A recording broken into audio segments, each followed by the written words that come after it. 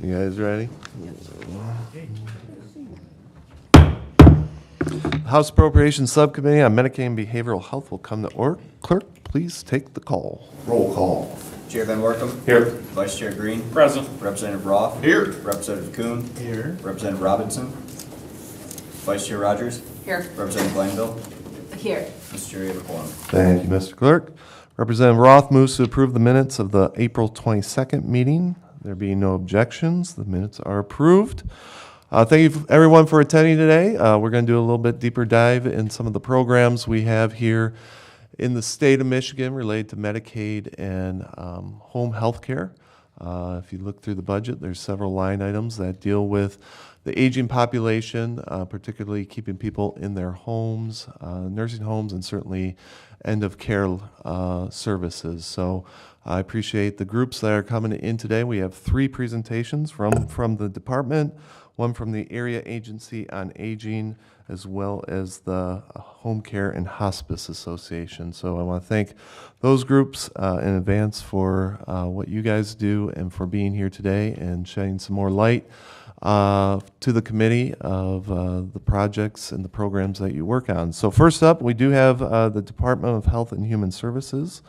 We have Scott Wamsley, Director of Bureau of Aging, Community Living and Supports, and Megan Hodge-Groen, the Senior Deputy Director of Health Services. If you guys want to come forward and give your presentation, the floor is yours, and then we'll answer some questions. After that will be the Area Agencies on Aging, and then the Michigan Home Care and Hospice Association. So thank you very much.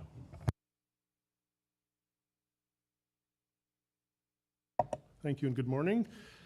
As the slide indicates, I'm Scott Wamsley, Director of the Bureau of Aging, Community Living and Supports. I work at Health Services at MDHHS for Senior Chief Deputy Director Megan Groen, who is here with me today. I want to thank the committee, Chair Van Workum, and members of the committee for the opportunity to provide an overview of the programs and services administered by MDHHS for older adults, caregivers, and adults needing long-term care. The Bureau of Aging, Community Living and Supports, or ACLS, provides management and support for a continuum of Medicaid and non-Medicaid funded long-term care services, as well as programs that support facility-based long-term care, for example, nursing facility quality and the OBAR-PASSAR program. If we can get this to move.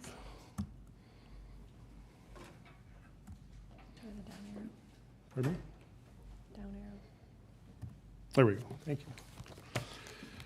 So for today, we're going to cover a profile of older Michiganders, overview of Michigan Aging Network Service Programs, an overview of MDHS long-term care services, and some current initiatives of MDHHS with regard to long-term care services.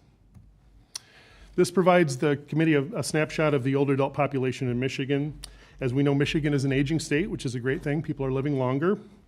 In fact, more than 25% of the state's aging population is over age 60, with those age 65 and older the fastest population segment. The thumb of Michigan and northern Michigan have an older age distribution than southern Michigan, where the median age in some of those counties in the thumb and in northern Michigan is between age 51 and 59 years of age, with Ontonagon and Alcona counties ranking among the top 15 counties in the country in terms of older adults. Next, I'll provide a slide on the Michigan's Aging Network, and this is the network on the non-Medicaid side for programs for older adults and caregivers. And as you can see at the top of the slide, we have the U.S. Department of Health and Human Services and the Older Americans Act, which is the guiding federal legislation for non-Medicaid services for older adults and caregivers. In the middle of the screen, you'll see we have the State of Michigan Department of Health and Human Services, as well as Health Services and the Bureau of Aging, Community Living and Supports.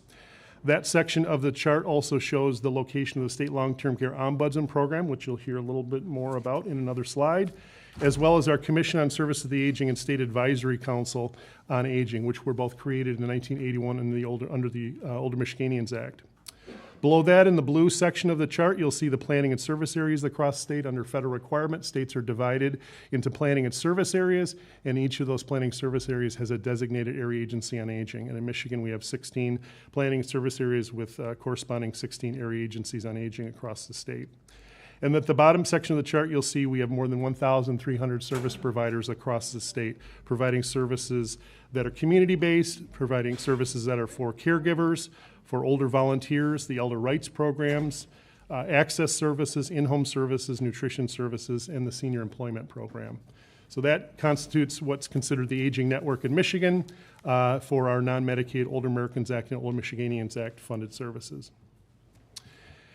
Each state has a designated state unit on aging, and these are state agencies that are responsible for planning and developing a multi-year state plan that advocates for and provides assistance to older residents, their families, and in many states, adults with physical disabilities. There are 56 state units on aging, 50 states plus the District of Columbia and the U.S. territories, as you see on the chart. And the state unit on aging in Michigan is designated within health services, and the functions are carried out within the ACLS Bureau at MDHHS. The functions of the State Unit on Aging, as I said, are to develop and administer a multi-year state plan. Our current state plan is federally approved through fiscal year 2026. We coordinate and manage Older Americans Act programs for service delivery statewide. We oversee the grants management, state and federal reporting, training, and quality improvement efforts for those programs. And in Michigan, our State Unit on Aging works with the Commission on Services of the Aging, which is appointed by the governor, and advises the governor and legislature. And the State Commission on Aging also approves grants and policies for those non-Medicaid Older Americans Act and Older Michiganians Act services. The State Plan on Aging, as I indicated, is approved through 2026, and the State Plan on Aging is built upon the strengths of Michigan's aging network. It aligns with its mission to deliver cost-effective services using a person-centered approach. State Plan on Aging is developed under the leadership of Health Services, along with the Michigan Commission on Services of the Aging, and input from a diverse group of older adults and partners across the aging network in the state. And the State Plan on Aging has 4 goals.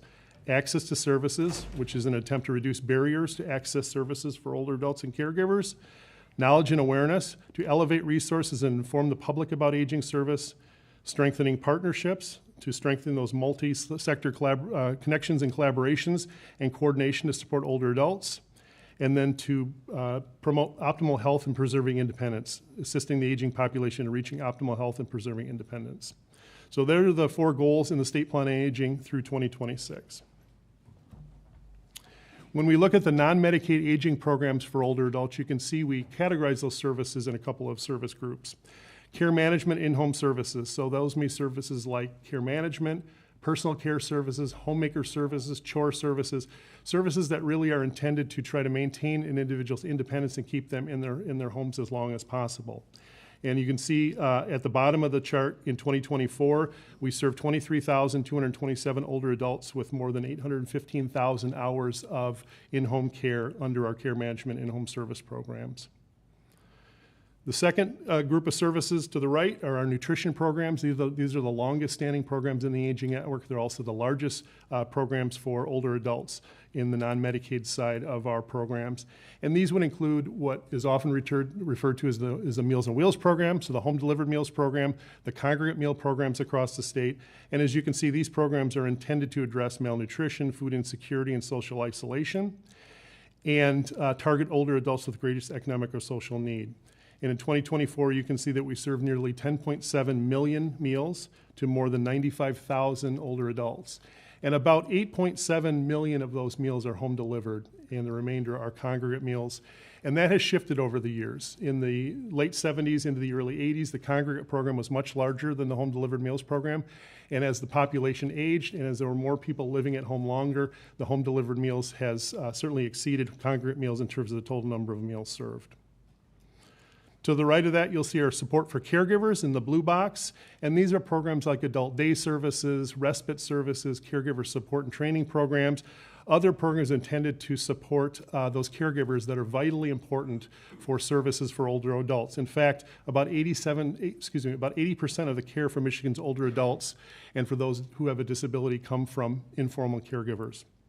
And in 2024, we served more than 5,000 caregivers with almost 700,000 hours of adult day, respite services, counseling services, nutrition training, and supplemental care. And then on the far right, you'll see our community-based services. These are services you would often find in a senior center or a community center statewide. These are services like transportation for older adults, disease prevention, health promotion programs.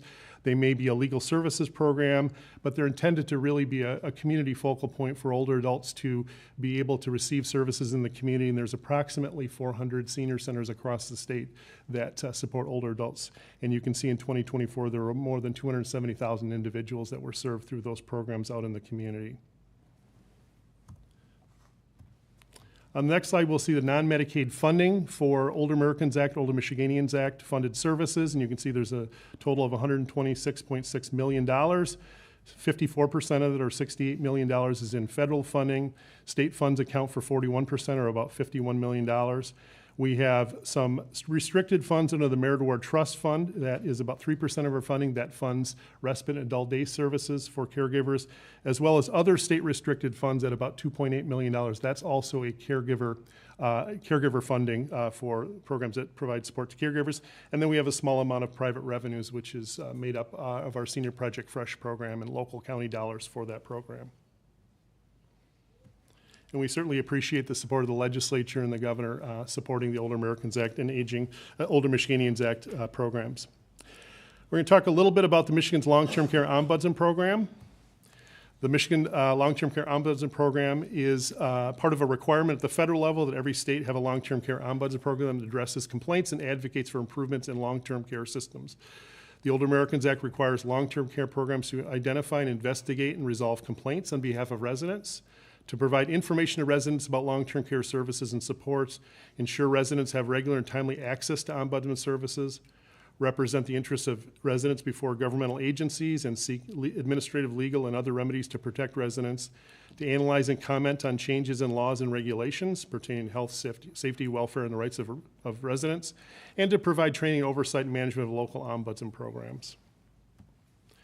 And in Michigan, the Ombudsman Program has two components: the Office of State Long-Term Care Ombudsman, and that office is charged with overseeing those local ombudsman programs, providing training, designating those local programs, designating local ombudsmen, and to make sure that ombudsmen are trained and appropriately providing services to more than 100,000 long-term care beds across the state at more than 4,500 facilities statewide. And in terms of the staffing for the Ombudsman Program, we have 5 state office staff at the State Long-Term Care Ombudsman Office. There are 35 local ombudsmen located at area agencies on aging across the state. They either work directly for the area agency or they're contracted. And then there are 9 volunteer ombudsmen statewide. In terms of MDHHS, our role is to ensure that the long-term care program complies with federal OAA requirements. We provide for contract monitoring, including fiscal monitoring and program and data reporting, and we ensure that the long-term care program has sufficient authority to access facilities, residents, and information needed to perform the functions and responsibilities of the program. And when we look at the long-term care ombudsman in terms of activities, and these are 2024 activities, you can see along the left side of the slide, information assistance and contact to individuals, 9,700 contacts, information assistance to contact facility staff, 1,400, facility visits, 2,921, resident and family council meetings, 269, and community education sessions, 41, and participation in facility surveys, 512. And you can see in parentheses the service numbers in 2024 as compared to 2023. And we see increases across the board in those activities. Case investigations, complaints investigated, verified, and resolved by the Long-Term Care Ombudsman, 3,549 of those in 2024, and that's up 8% from 2023. And when we look at the types of complaints that the Ombudsman investigate, we see discharge and eviction, staff failure to respond to requests for assistance, medication, rights and preferences, dignity and respect, personal hygiene, personal property, and assistive technology and equipment concerns expressed by residents. Now, when we look on the Medicaid side of long-term supports and services, You can see along the left of the chart, you can see the programs, the larger programs that we provide in terms of long-term care services. On the Medicaid side, you can see the My Health Link program, the My Choice Waiver program, the PACE program, the Home Help program, and then the nursing home support that we provide. And you can see as you look along the chart, there's a little bit of information about how services are delivered, whether it's through managed care organizations, whether it's through integrated care organizations, PACE organizations. You can see to the right of that a program description, so it provides some information about the services delivered by each of the programs. And then to the far right, you'll see the program enrollment for those various programs that are funded on the Medicaid side. And I'll note, you can see the note at the bottom of the page, the My Health Link program is transitioning to the My Coordinated Health program on January 1st, 2026. And so we're excited about that transition to broaden the My Health Link demonstration program to that My Coordinated Health program. And then as you can see for appropriations on the Medicaid side for long-term care services, about $4.2 billion were appropriated in 2025 for those Medicaid long-term care services, about 58% or $2.4 billion for nursing facilities. We have about 10% or $427 million for the My Health Link program, $500 million for My Choice, which is about 12% of the total. PACE at $270 million, which is 6% of the total appropriated, and then adult home help services at 14% or $593 million. And then just a couple of additional projects that we're working on as we look at long-term care going forward. We have a number of projects we're working on in terms of expanding access and providing consistent and uniform access to home and community-based services. So we currently have a My Choice presumptive eligibility project we're working on. We have an home and community-based services access and eligibility expansion project that we're working on, and largely that has been to increase the assets for the Medicaid program. We have a long-term care services and supports awareness campaign and options counseling. Those two are kind of tie-barred together. One of the things that we're trying to do is make sure that people understand what long-term care is. We want to try to support them thinking about long-term care earlier. One of the things that we do find is that most often long-term care decisions are made at a time of crisis. And when it's made at a time of crisis, your options are limited and your time to look through and decide what's best for you is limited.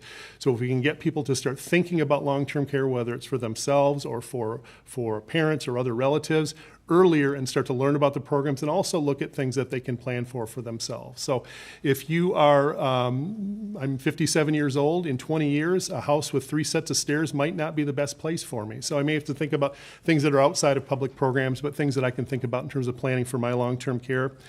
So we're trying to get that awareness out there, make sure people understand, and also understand what the programs are out there. And that's the options counseling piece, is to try to make sure people understand in an unbiased fashion, what are the options available to me? What are the options available to my parents, so that I can take a look and see how can we navigate this long-term care options path. And as I said, the sooner you think about it, the more aware you are, then we're hoping to lessen decisions being made at a point of crisis. We have a supportive housing pilot expansion project. We have a respite care and support project, which is providing respite care for home help participants. We have some projects intended to fortify the direct care workforce. I think as you all know, there is a direct care workforce shortage in Michigan, both on the facility side and the community side. And we really rely on those direct care workers to be available for the programs. There are no programs if we don't have direct care workers. That also tie-bars a bit to my earlier comment about the importance of supporting caregivers, because to the degree that we can support caregivers on the informal side, it does take some pressure off the paid direct care workforce, because you're helping family members take care of someone as opposed to a direct care worker coming in. So you want to support both of those populations, both informal caregivers as well as direct care workers, because the shortage is great across the state. And then we have a project that we're building, enhancing HCBS, or Home and Community-Based Services infrastructure, in our PACE program. So there's some funding that's available to PACEs to expand PACEs, to modify their facilities, to help residents with transportation to get to the PACE locations. So that's an exciting project intended to expand the reach of our PACE programs. And you can see here the contact information for Sharday Burton, our Director of Legislative Affairs, and I'm happy to answer any questions you may have, and appreciate the opportunity to present today. Thank you. Thank you for your presentation. I appreciated the pace of your presentation as well. You saw that we had a lot to cover today. So Representative Roth has a question. Thank you, Mr. Chair. Thank you for being here, guys. A couple years ago, if this would have been the discussion, I would have been a little more forceful with the department. Long-term care inspections. A lot of our long-term care that was being housed inside of our hospital systems, we're talking about the inspection system being so brutal that they didn't want to do it anymore. Now, I haven't heard that recently. What kind of conversations were done inside the department? I know the former budget director and I had deep conversations about this because we don't have that many options in northern Michigan. And something happened because I'm not hearing that now, and I'm hearing the inspections are a lot more friendly, maybe that's the word. But I'm telling you, if this was 2 years ago, this would be brutal because they were ready to shut these down. So what happened inside the department? Were there conversations held and had? Yeah, I appreciate the comments and the update that things have improved. My area of the department works primarily in the home and community-based services, so we don't get into a lot of the inspections and facilities. But I think generally speaking, the department wants to be a partner with our stakeholders. We want to do things that both improve service and enhance service, but all do so in a thoughtful way. So I don't know, Megan, if there's additional comments, but that's not some area I get as much into. Yeah, so I think you might be referring to some of the inspections that take place out of the licensing department, so out of Is it out of Laura. Laura? So, Oh. but we work hand in hand with Laura, right? And we're all working in the same facilities and doing the same support. And so when Scott's talking about things like the long-term care ombudsman and things like that, they all work together, right? If we're going in and helping advocate and individuals kind of bringing problems to light and what that looks like, well, that all needs to be done together with the supportive programs, with making sure that people are being heard, and with the licensing agency to make sure that there's a plan, right? And so if there are issues, then we need to have a plan to correct those. And a lot of times that is coupled with that support, right, that we can provide for those facilities to making sure that we're not just identifying problems, that we're helping make sure people get served better. So I am really, it's been something that we've been hearing about for a long time.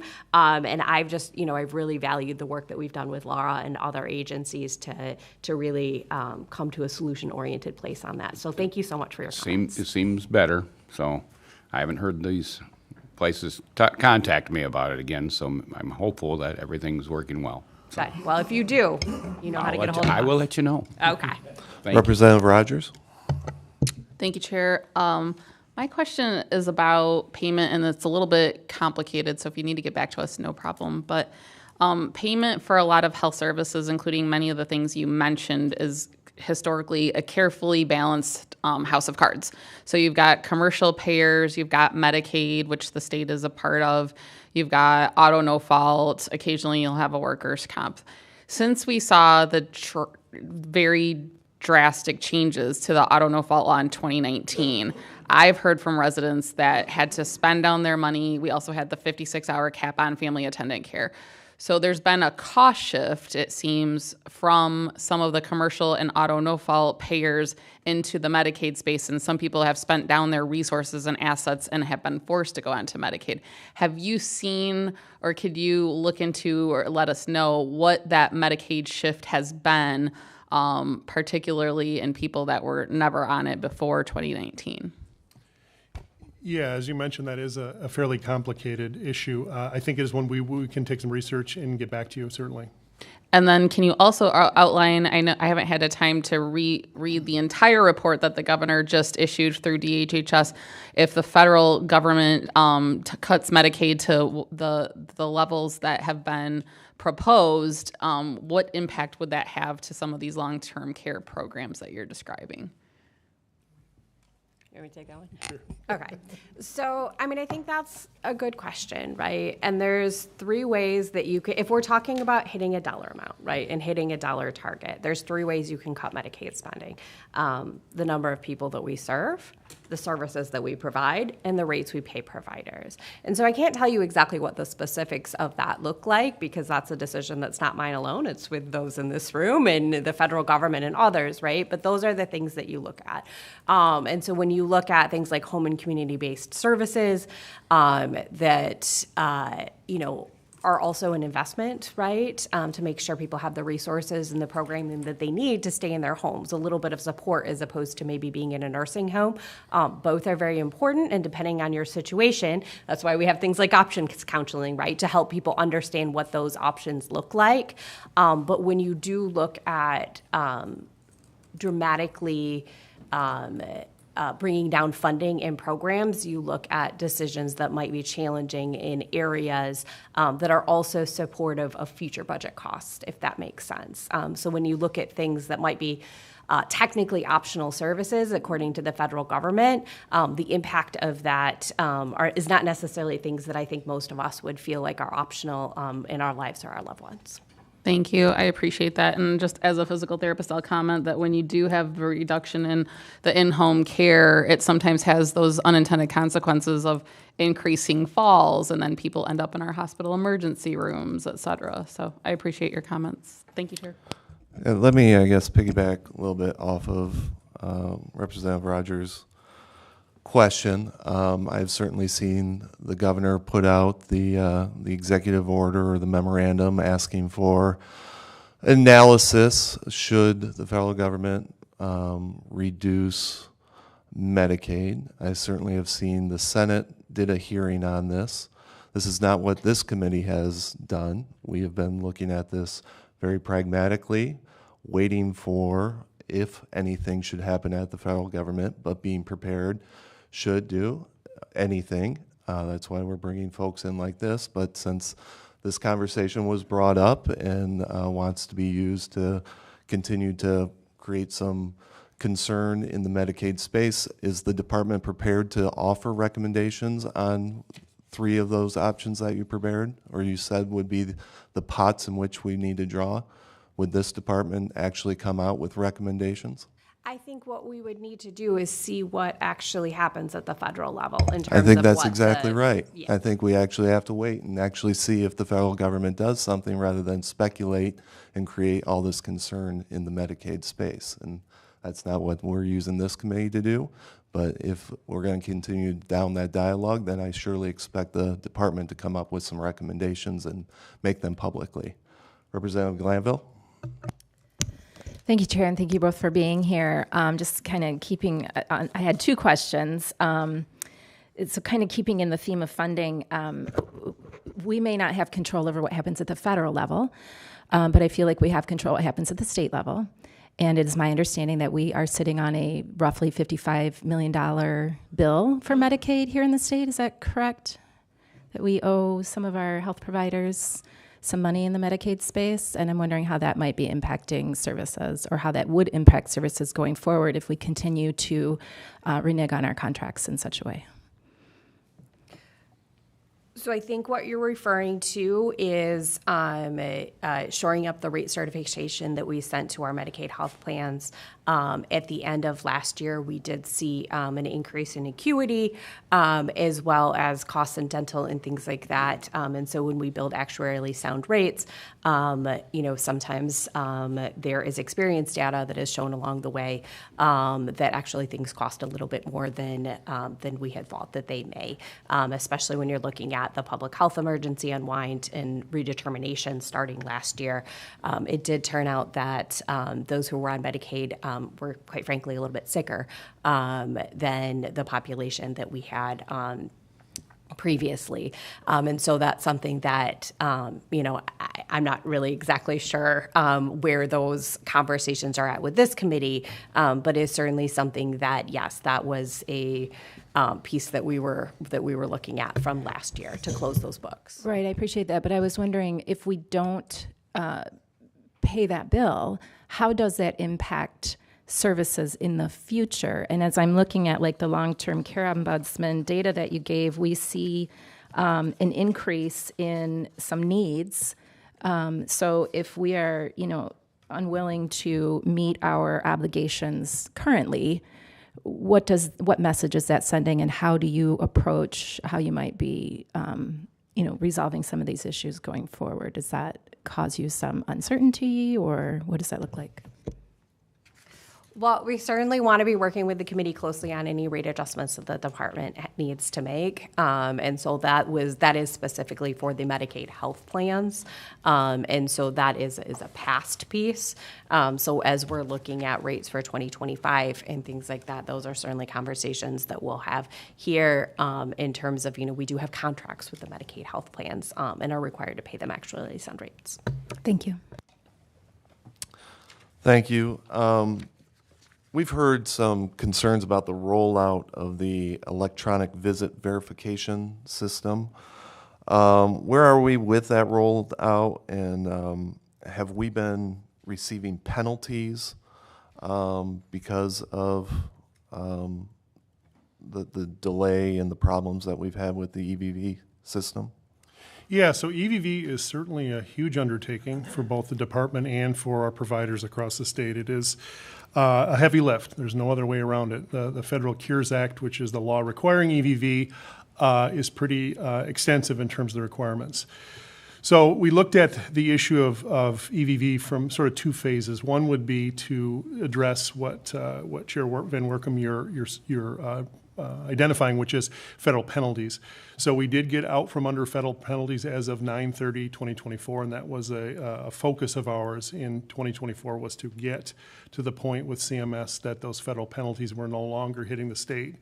I would say that Michigan is in a spot where there are a number of other states. There are a number of other states working through this EVV process and encountering some of the similar challenges that we have in terms of how do you roll out a set of data requirements across very different programs, and to expect that those programs are all going to be reporting consistently. There are some technical challenges and policy challenges to all that, but our focus was to do so in a way that was sensitive to the programs and the stakeholders that work for those programs or that benefit from those programs, and do so in a way that gets out from under federal penalties, which we have, and then take a look at what does full implementation look like once those penalties have been addressed. And that's the phase in we're now. We're working through a period of both soft launches and hard launches of EVV with the various programs to get to full implementation. So that is our focus now. But you are correct. Our focus in 2024 was get out from under those penalties, and we have done so.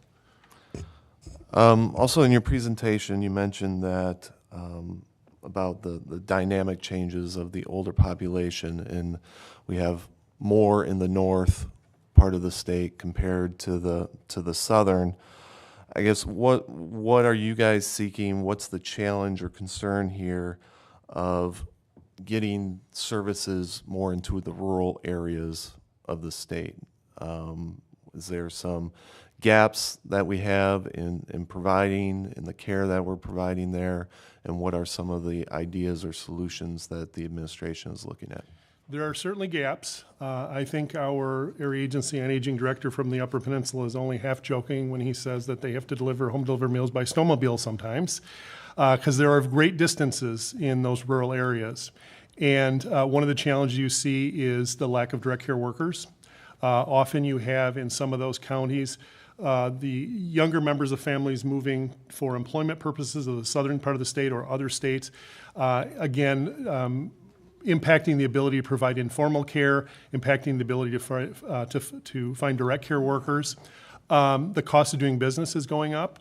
So the cost to provide, gas and insurance and that to employees to provide services has gone up. And so there certainly are a lot of challenges in the northern part of the state. I think as far as ideas that we have, certainly supporting those caregivers that we do have helps provide care to older adults. Also to continue working on trying to increase the direct care workforce, to retain direct care workers, to attract new direct care workers, to make sure that they're trained and make sure that that workforce is a workforce that we recognize the importance of in service delivery. So that is certainly a focus area of ours. There are ways to try to use technology, and so one of the things that we learned out of the pandemic was the ability to utilize technology for things like socializing older adults, because older adults adults that are in very rural areas may not have easy access to a senior center or to another area to socialize, and that is extremely important for older adults. So how can you utilize technology to both connect older adults, but also look at things like providing service using technology? So maybe you have the ability to utilize technology to look at somebody's medications virtually with a pharmacist that's looking from a distance through a virtual connection to do those medication reviews. So how do you try to utilize technology to also support older adults and caregivers? So there are a number of challenges, but we do have some ideas about things that can be helpful. But at the end of the day, with an increasing older adult population, we're going to have to collaborate. We're going to have to work together. The aging network across the state is very skilled at working with hospital systems and other service networks to try to bring together services for older adults, even services that are funded through the Area Agency on Aging or through the local providers. We also do have a rich provider network in terms of councils and commissions on aging across the state, and Michigan does benefit from the fact that in 77 or so of the 83 counties, there are local senior millages, which also help support older adults at the local level. There's more than $100 million in local millage funds. Those are not administered by the state, but certainly in those counties, those help either reduce waiting lists, expand services, fund other services that the state and federal dollars don't fund. So that's extremely important as well. So it really takes a partnership to try to expand services where you have some of the challenges that we do have. You mentioned direct care workers, and I'm sure members of this committee have heard that term or have had plenty of meetings over the past several months about direct care workers. I guess in relative terms of a Medicaid budget, there has been a significant pay increase over the past 3 years for direct care workers. I guess the issue remains that it's difficult to find people to do that work. What besides wages do you think needs to be addressed for the direct care worker population? It is difficult work. The work that direct care workers do is challenging work, but that is a committed workforce in terms of the services they provide. It's often hands-on care. It's up and close and personal with the persons that they work with, and so the importance of direct care work is something we value. And I think some of the things you need to look at in addition to pay, because pay is certainly an important factor, but also raising the profile of that workforce, making sure that that workforce is trained so that they're trained in the things that they're doing. They can use that training as something that they can be proud of. There's also work to build out credentialing for direct care workers, so that direct care workers can be credentialed and that they have certain skill sets for providing direct care.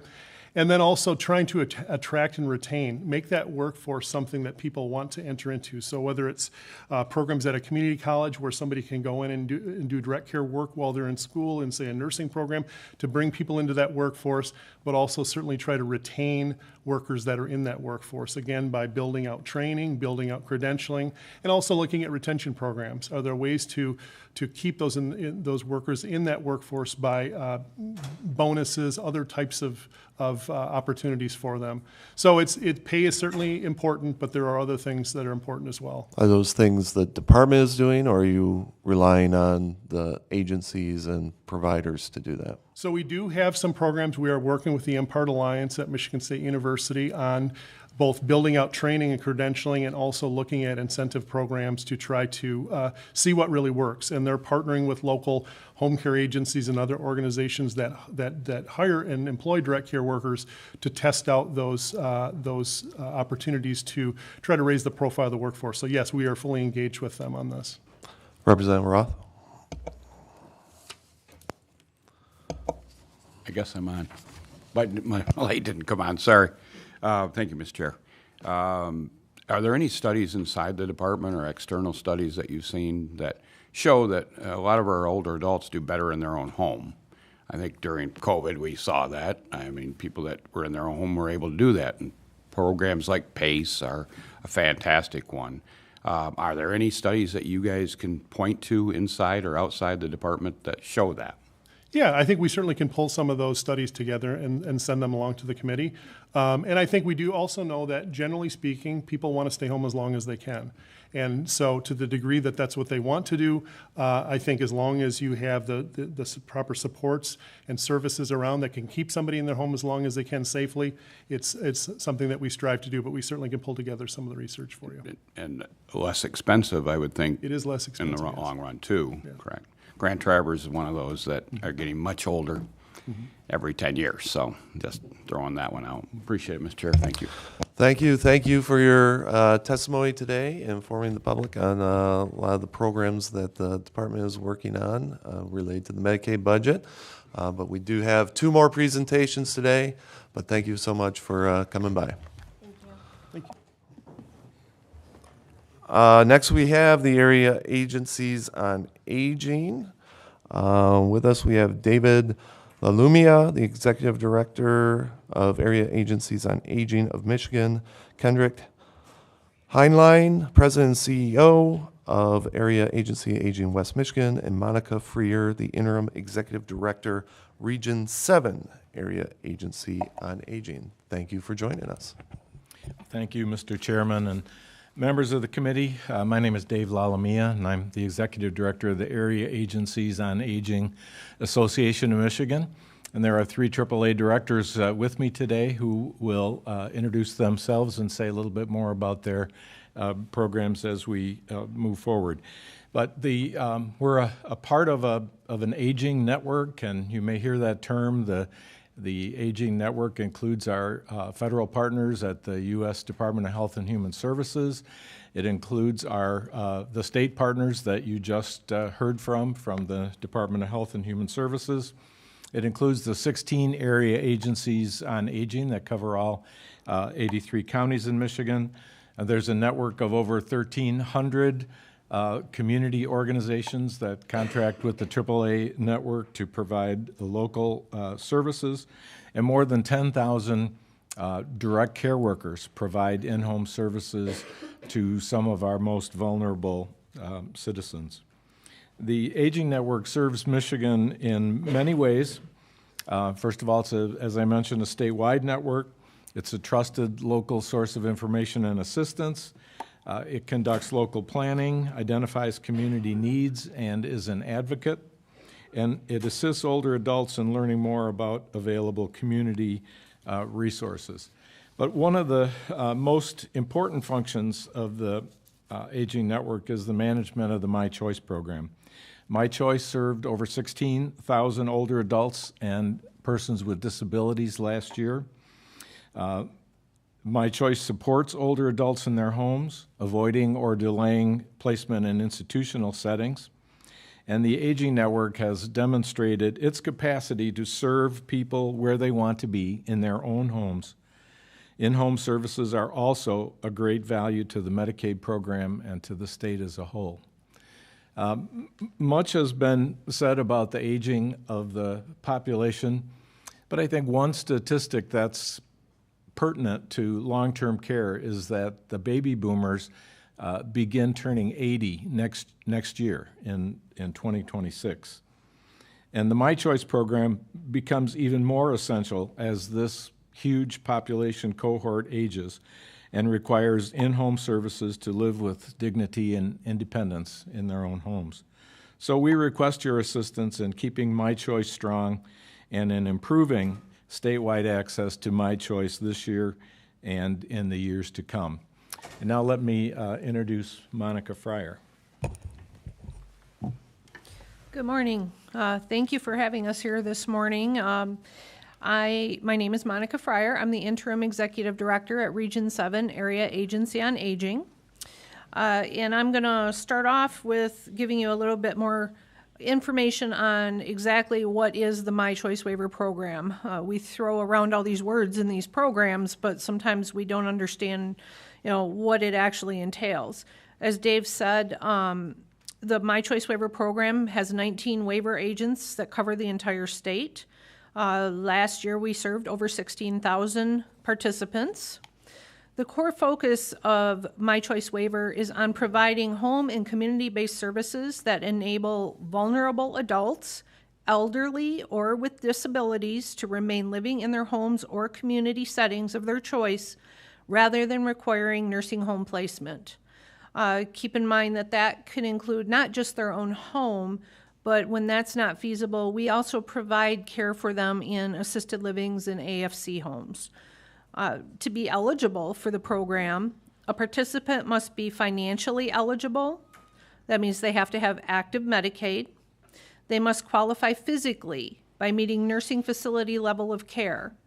And so what we always tell them is if we weren't providing services in your home, it's highly likely you would have to be in a nursing home. And they must have a service need. And what that means is they need services to stay in their home, but they don't have the means to secure those services, whether it be they don't have the finances to pay for that care, which can be very expensive, or they don't have the informal supports. You know, they have children, but they live in other states. They don't have the help that they need. So during fiscal year 2024, we served over 16,000 who otherwise would have been nursing home placed. On an average month across the entire state of Michigan, there are approximately 3,000 nursing home beds available for placement. So without the program, at least 13,000 of those residents we served last year would be nursing home eligible but unable to be placed. So they would be in their homes without what they need, and that leads to much worse things such as neglect, and in some cases that can even lead to death. Without my choice, many families, even like any of us, grandparents, parents, brothers, sisters, any family members, we would be forced to place our loved ones in institutional settings. This would dramatically increase personal and taxpayer health care costs. Long-term care challenges are not just personal, they are a community issue. Every dollar invested in home and community-based services helps prevent expensive hospitalizations and long-term care placements. And part of the program is we supply care coordinators that are available to them every day, all day long. And those care coordinators help make sure they get to their doctor's appointments, that they, have what they need to make sure they have their medications, they have transportation to where they need to go. And offer even social support at times for whatever they need. Home and community-based services keep families together, they preserve dignity, and save taxpayer dollars. My choice is not just a compassionate choice, it's a financially responsible for us as a state and a nation, and it supports the local economy. And before I pass this on to Pam and Kendrick, who are going to give you a whole bunch more data, I'm going to give you the human side of this. I'll give you just a couple short examples of things that the My Choice Waiver Program has done. And I assign names, but they're not their real names, so that I'm not violating any HIPAA. Betty had been unable to leave her home for over 2 years because she could not get down her steps and did not have adequate informal supports to assist her. The My Choice program was able to build a ramp on Betty's house, set her up with transportation, create a safety plan for emergencies, and get her back out into the community, even attending events like bingo and rejoining her church. George had been institutionalized in a nursing home for 7 years. The My Choice Waiver Program worked in conjunction with the nursing home to find an assisted living that would meet George's needs. After 2 years in an assisted living, they were able to transition George to an apartment of his own with the proper caregivers and supports so that he could once again live in the community of his choice. Through tears streaming down his face as he looked around his new apartment, George expressed his profound gratefulness and stated, "You have changed my life forever." Mary was living with dementia diagnosis following the death of her spouse in her rural country home. She had 2 daughters who both lived out of state, and the only help came from a couple of neighbors who could only offer limited assistance. When My Choice found Mary, she had not showered in over 3 months. She was malnourished, her home was in disarray, and she was not taking her medications. My Choice was able to provide help for all her needs, and she was able to stay in her home. Over 30 years ago, this country and our state had a vision of people aging in their own homes, a vision of people being part of their communities rather than being housed in institutions. That vision came to fruition and has been successful and growing for over 30 years. Now, as we stand on the precipice of an ever-growing elderly population, it's our responsibility to take care of the very people who took care of us and worked their entire lives to make this country a better place.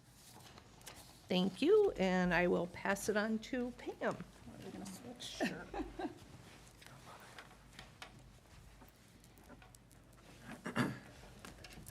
Good morning, Chairman Workman.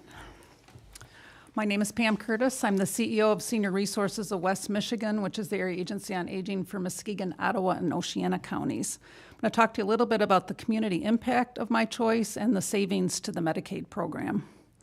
So, as you know, probably are fully aware, older adults are the fastest growing segment of the population. In just 5 short years, more than 70 million, or 1 in 5 Americans, will be over 65 years of age. That's twice the number from 2000, and 2000 does not seem that far in the past. And Michigan and this country are not nearly as prepared as we should be for this growing population. Michigan's population is aging faster than most states, with 1.9 million older residents. Nearly 1 in 5 already are over 65. Every day, an average of 380 more Michiganders turn 65. So I'm sure that it comes as no surprise to anybody sitting here that 90% of older adults over 65 want to age at home. And the national data shows that 70% of those people who reach that age will need some kind of home or facility-based service at some point. But just 2 of 5 of us in this room believe that will be us. So the statistics don't follow each other. The good news is that home and community-based services are more cost-effective than institutional care and allow a person to stay in familiar surroundings with more privacy and personal control over their daily lives. Things like when, where, and what they eat, activities they want to get involved in, where they get up, if they take a shower or a bath, who provides their care if they need it, something we could probably all agree that we would all like for, regardless of our age. The average person does not realize that Medicare does not pay for long-term care. It is a health plan and pays for short-term recovery stays. Medicaid also is a health plan for the poor, but it is also the biggest payer for long-term care services for people with middle and lower incomes. We are talking about people who have worked hard all their lives to put a roof over their head, car in the garage, food on the table, take care of their families, who may or may not have had the opportunity to save for retirement, but if they do, sometimes all that savings is wiped out with one catastrophic event, or maybe even just one very expensive prescription drug over a few months can wipe out any hope of retirement savings that they had. Michigan ranks 36th among 48 states for spending Medicaid dollars in long-term care and spends a greater share of senior care Medicaid funds on the most expensive service, which is nursing homes, than most states. We spend 60% compared to 53% nationwide. My Choice is less than 1/2 cost of the institutional alternatives, saving Michigan over $500 million annually, which is a significant value to the Medicaid program. As you've heard, we served over 16,000 participants with My Choice in 2024. The fiscal year 2025 average per diem cost, now keep in mind there's different ways the rates come in, but the average is $114.58 with an annual cost per enrollee of $41,922 for My Choice enrollees. For fiscal year 25 nursing facility, the average per diem rate is $268.41 with an annual average cost per resident of $97,969.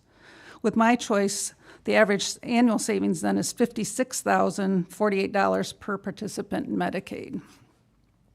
There's ongoing calls for assistance from My Choice. They continue, and wait lists exist among many locations across the state, with some of those wait lists exceeding 8 months to get on the program.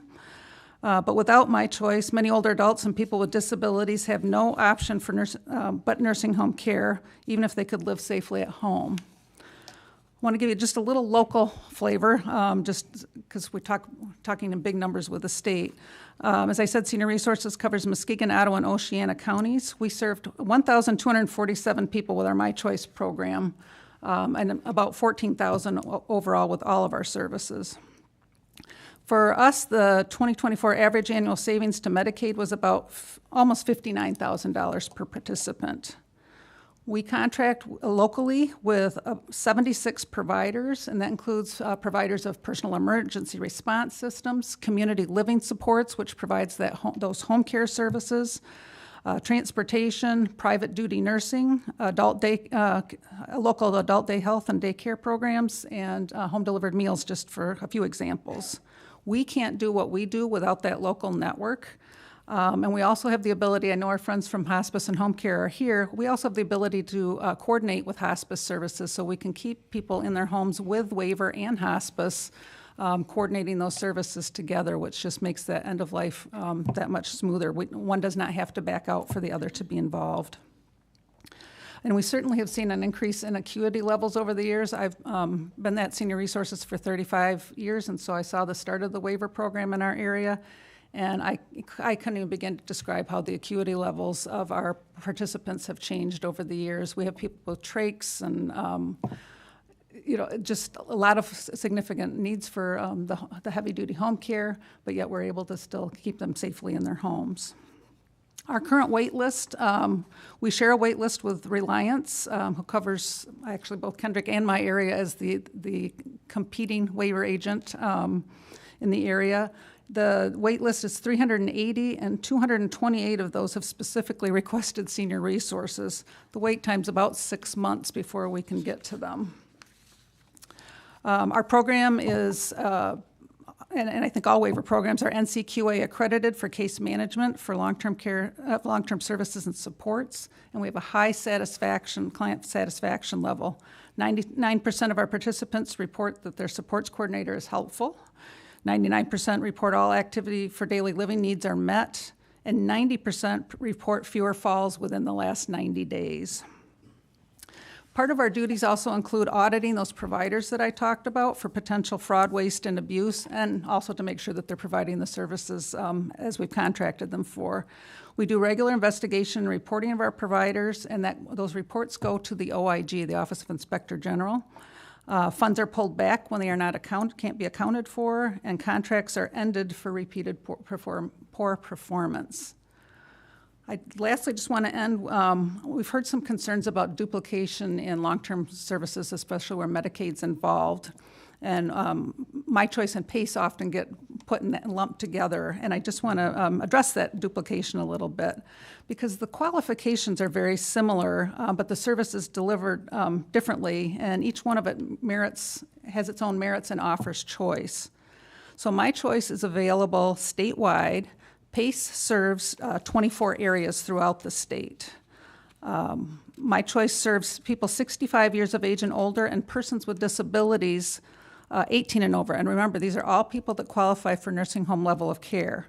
PACE also serves that nursing home level of care, but serves people 55 and over. The financial qualifications for both programs are the same. My Choice occurs in the home and community and includes local adult day health centers where the PACE programs are provided in day centers and clinics, their own day centers and clinics, as well as in the home. My Choice is able to serve a greater number of people as there's no bricks and mortar requirements for the day centers and clinics. So when you saw the state's numbers up there, you could see that My Choice was serving bigger numbers due to that lack of needed infrastructure. My Choice recipients utilize their own physician. PACE becomes the primary care provider and has a medical interdisciplinary team, although their participants can also see their previous physician up to 2 times a year. I want to be clear that Senior Resources invested in Life Circle's PACE back in 2007, along with what was then Mercy Hospital and now Trinity, and Porter Hills, as our board saw it was a way to expand choice for long-term care options. We don't see it as a competition or a duplication, but an option for someone to pick the program that will best meet their needs. And I would just end with, for nursing home eligible participants in home and community-based services, as Monica indicated, there's not enough beds to cover the people in these current home and community-based programs if they should go away or be reduced. Thank you. I'll turn it over to Kendrick. Thank you. We'll get to your presentation. We do have another presentation today, and I know committee members have some questions, and you're the fourth person on area agency today, so if you can make them a little bit quicker, that'd be great. Sorry. Appreciate it. That's all right. Well, let's get to the solutions portion of it. I'll spare you the background information on it. I'm Kendrick Heinlein. I'm the president and CEO at the Area Agency on Aging of Western Michigan. Really what we look to, these programs are under financial strain. Right now, 12 out of the 19 My Choice waiver agencies are projecting a deficit for this coming year. Our medical loss ratio continually is over 100% as far as what we are receiving and the care we are providing for these individuals. So there are two proposals and solutions that we are bringing to the committee here today. We recommend replacing the current self-funded model with a new risk pool through Medicaid. This risk pool would cover the cost of very high-need participants outside of what the capitated payment is covering for that. To qualify for this risk pool, we would recommend that the participant is exceeding 2.5 times the cost of care of what our reimbursement model looks like. The investment would be $14.4 million if appropriated for this, and $5 million from the state's general fund. We would recommend input on the boilerplate language that the funds appropriated to the Medicaid home and community-based services waiver line at $14.4 million is appropriated and established for a risk pool of high-cost My Choice participants. Waiver agents shall qualify for these payments with the cost of a participant exceeds 2.5 times the standard payment. That means 2.5 times more than what that payment is covering right now would qualify for this risk payment. And it would apply to all My Choice participants regardless of their support level. Our second one to touch on is for the 2025 Home and Community-Based Supplemental Appropriation. This is actually a supplemental appropriation lettered 2024-7. It is for $55.9 million for home and community-based services. These are one-time funds and made available through the temporary federal Medicaid savings that can be reinvested back into these programs. The breakout, I'll give you more information on that breakout if you're interested, but the breakout is line item in that supplemental as well. And these investments are necessary, so they go towards things like electronic visit verification. They go towards items making sure that we're able to pay for direct care workers for the group we have now and not creating more financial strain on them. And it would allow us to have the continuum of letting older adults age in place. What's the return on investment? It keeps residents out of costly institutional settings.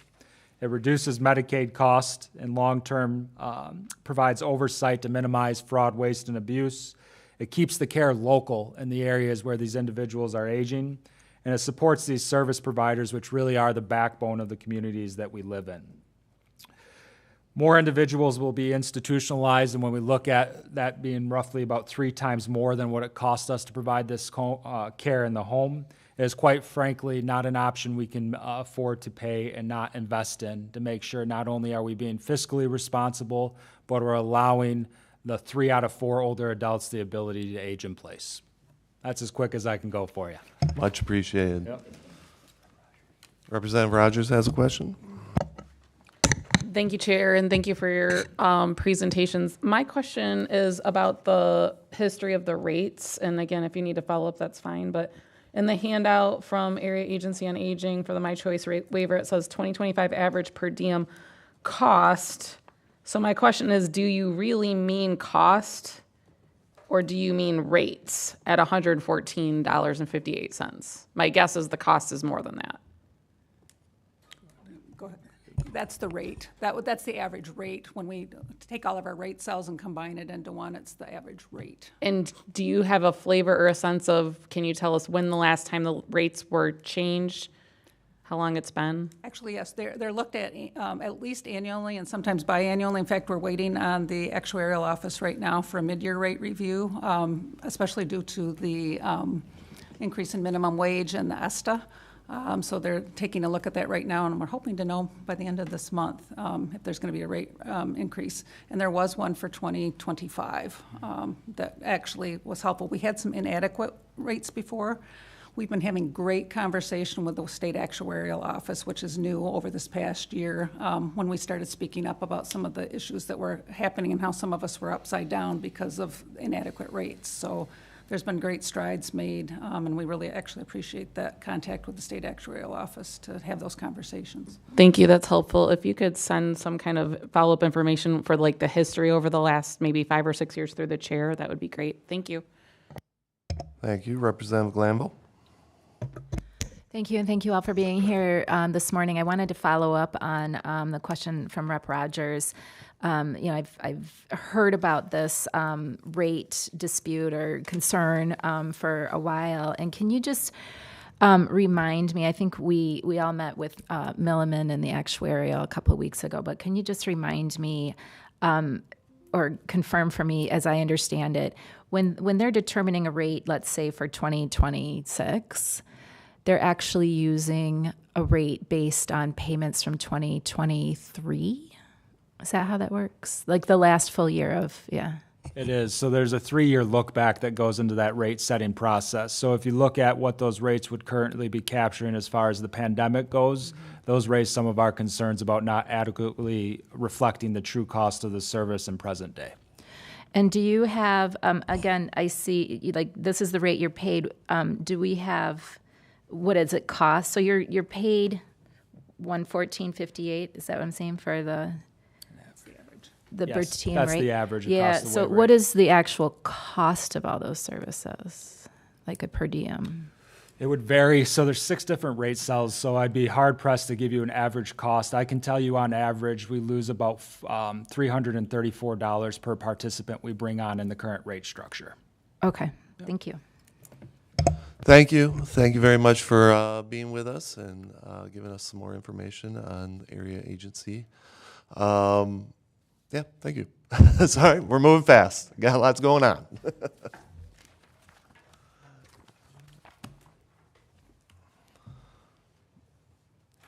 Next up, we've got Michigan Home Care and Hospice Association.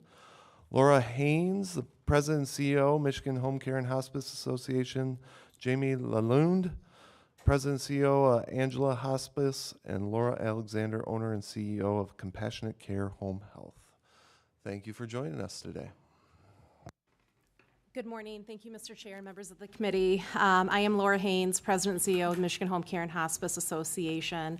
Our association has approximately 270 members representing home care, home health, palliative care, hospice, and home medical equipment suppliers. So we really do look at the entirety of keeping people in their homes as they age and as they need care. So a lot of this you've already heard. I will go through the couple of slides I have relatively quickly, and then I'll pass it over to 2 of my board members here, one of which is from a hospice agency and one of which is from a home care agency.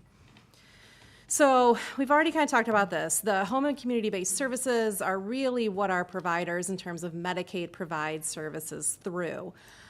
Skilled nursing, homemaking, personal care, respite, all of these types of services that we have already heard about. The My Choice is, of course, the one that we work mostly with. Case management, home modifications, meal delivery. You've already heard this, so I'm not going to keep going. Medicaid covered services for home health. Again, skilled nursing, occupational therapy, speech therapy, physical therapy, all of these things to help people if they are sick get better, or as we age, keep you in your home. One of them that is really beneficial to our patients are the home health aid services. These are more non-skilled, so the personal caregiving, the bathing, the dressing, making meals, doing laundry, things like that, the day-to-day stuff that we may take for granted that we can do, but as our population ages, they need more help. Another piece of the puzzle that we want to bring up is the hospice benefit. Hospice agencies, obviously, they provide the end-of-life care for patients. And this is something that can be funded through Medicare, but then also Medicaid. So there are two different pots of money here that help us provide these services. Hospice care is delivered through anywhere, at home, in facilities, in nursing homes. Michigan does have 16 residential hospice facilities. These are state licensed hospice only facilities. So home and community-based services matter. As we've all heard through the department and through the AAAs, they're cost-effective alternative to institutional care. It's cheaper to keep people at home than to put them in an institution. These help promote independence. They support caregivers, so the families that are taking care of our patients. And it keeps people in their communities where they are happy, where they are healthy, where they live longer. Really quickly, just some current challenges. Some of these you've heard, the direct care workforce issues. This is something that is not going away. We are working on some initiatives with private partners to try to connect direct care workers that aren't currently providing care, to bring them back into our agencies, bring them back into the home. So we're working on some programs around that. Our inconsistent access in rural areas. The further north you go, the less consistent it is to find caregivers for these jobs. Funding limitations, of course, and with rising demand, and of course the electronic visit verification. As you heard, that is a federal government requirement that the state has to implement. We are experiencing tremendous challenges around that as providers that we can talk about here in just a minute. I do right now, though, I'd like to kind of turn it over to Jamie Lalonde with Angela Hospice to talk about the hospice piece. Hi, welcome. My name's Jamie Lalonde, and I'm the President and CEO of Angela Hospice, and I'd like to thank all my former colleagues that have come before me to share very vital information that is important for the constituents of the state of Michigan. I'd also like to thank them for the statistics that have been really helpful, and I have a pretty staggering statistic to share with you, is that 100% of people who live will die. And so death is not a unique experience to any one of us. What should not be unique, however, is the ability to pay to be able to have a dignified death that is pain-free and allows us to reconcile our lived experience. What hospice does for individuals is provides choice over health care when the decision is made to not pursue curative treatment. As we all know, curative treatment can become very expensive. It can make you in and out of hospitals. It can be costly with treatments, which can take not only a physical but an emotional toll on the individual and their families. Hospice is an alternative to that. When somebody decides to forego curative care, they can stay in their homes and be supported by their families and their loved ones and die on their own terms. As you can imagine, costs really add up when you're in and out of hospitals and you're in and out of facilities.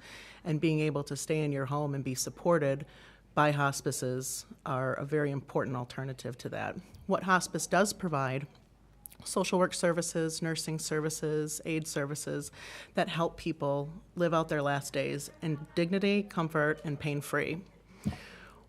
When that becomes no longer possible, as Laura shared, we do have hospice residences that are in the state of Michigan for people who are no longer able to stay in their homes. And quite often what we find is are for people whose symptoms cannot be managed really in the last days, weeks of life. But also what we find is we deal with younger folks who have children in the home and maybe don't want to die at home and need that level of support. Right now there is a line item on the governor's budget that allows us to have people who have Medicaid pay for room and board. The reimbursement rate is lower than a nursing home cost, so we are able to save money in that respect as well. One population that we don't talk a lot about, I think publicly enough, is our pediatric population. Our organization serves a larger than normal census of children that we are caring for. And as you can imagine, the emotional and physical needs that come with caring for a child can be a little bit different than what you might see traditionally for somebody who is Medicare or dual eligible. And so we are often supporting that population as well, symptom management, education, and helping those families care for their children in their homes. One recommendation that I would share in terms of the Medicaid room and board would be to take a look at the boilerplate language that would allow hospice residences to accept people who have Medicaid after the 2017 date of operation. So in closing, just thanking you for letting us come here. There are individual benefits to hospice. There's also the macro benefits that we see from a society, but every person deserves to die well, and that should not be cost prohibitive. So, thank you. Yes.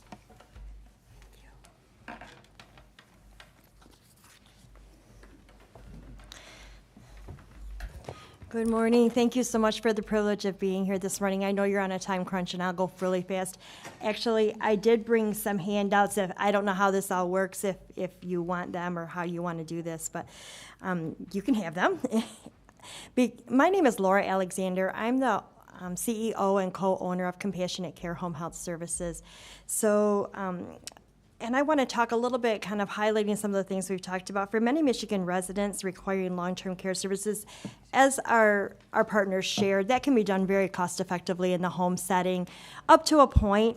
So we respectfully ask Michigan lawmakers to prioritize the funding of direct care worker services provided for Medicaid participants through the My Choice Home and Community-Based Services Waiver Program at a level of funding that supports availability across the state and that supports sustainability of the program by funding reasonable bill rates that will effectively cover the cost of providing this life-sustaining in-home care for Michigan's vulnerable elderly and disabled citizens. So on the handout that you're receiving right now, thank you so much for allowing me to provide handouts. On that handout, you'll see that I actually just pulled data from our specific program. I listed for you the 25 counties that we currently have clients residing in that we're providing direct care workers in. Right about in the middle of the page, when I aggregate all of those numbers, we're providing an average of 42.78 hours of direct care worker services per client per month through the My Choice Waiver Program. That doesn't include the other programs that we provide services through. We contract currently with 5 of our area agency on aging provider agencies, and I'm very, very grateful for them. What I'm asking for you is to support them in such a way that they can support us so that people can continue to receive the care in the home. It didn't used to be this way, that right now we have a huge funding discrepancy between the actual cost to provide care at the market level versus what our reimbursement rate is through the waiver agencies. And I have the privilege of having at one time served as the My Choice Waiver Director for one of our local area agencies on aging in Region 7 in Bay City, actually. And at that point in time, the rate that we were able to pay a home health agency to provide that hourly care was very comparable to normal market rates for that same care. And so we were able to hire very effectively. And not only, as our partners here have shared with you, has the acuity gone considerably higher, much more significant levels of care in the home, but we haven't kept pace. We haven't even come close to keeping pace. If you average all of our payer rates together, our My Choice waiver rates are $9 an hour lower than our average. And if you were to take those My Choice waiver outs, the average would be enormously higher yet. And so you can see that the market rate is very, very skewed, which makes it incredibly difficult to keep up. One of the problems that we're having is that many of my peers, as the CEO and owner of a home care agency, a fairly good-sized one, I have a lot of friends and peers who own or operate other home care agencies around the state as well. And I personally know of several that have had to completely step out of this arena and are no longer willing to accept Medicaid participants and no longer willing to contract with the My Choice waiver agencies because they can't make ends meet with the bill rates that we currently have. And in order to demonstrate what that looks like a little bit, I shared with you on the front of the next page just being as transparently honest with you as I can so that you have actual numbers. I shared with you minimum wage and the cost of actual employee, what it costs to actually put a caregiver in a house to provide for care for a participant. And it's, the two are a wash, and it doesn't cover any administrative fees. It doesn't cover any supervisory visits or the actual running of an office, having the copier, everything, you name it. This is just the bare bones to put somebody into a home, and we're just not making it. We're just not making it. And so I'm asking you to consider the fact that without the care that these area agencies on aging are providing and orchestrating and managing, and without the contracts that agencies like Compassionate Care are able to maintain in the home, we will have a large number of people, even a larger number of people that are on waiting lists or going without the services that they need, looking for nursing home placement. We're also seeing a modest swell in Medicaid participants as a result of the changes to the Michigan Auto No-Fault Act, that reform legislation of 2019. I personally have had conversations with a number of would-be clients or clients that are having to go on Medicaid now as a result of the changes to that no-fault reform legislation, and finding themselves now a part of this system when they didn't need to be or they wouldn't have been prior to 2019. So. The other piece that I wanted to talk about very briefly is just understanding some of the challenges we face with electronic visit verification. I understand that this is a federal mandate. I understand that the state is doing what we need to do in order to be out from those federal penalties, and I have great respect for all of that. I do want you to be aware of some of the challenges that we faced with that.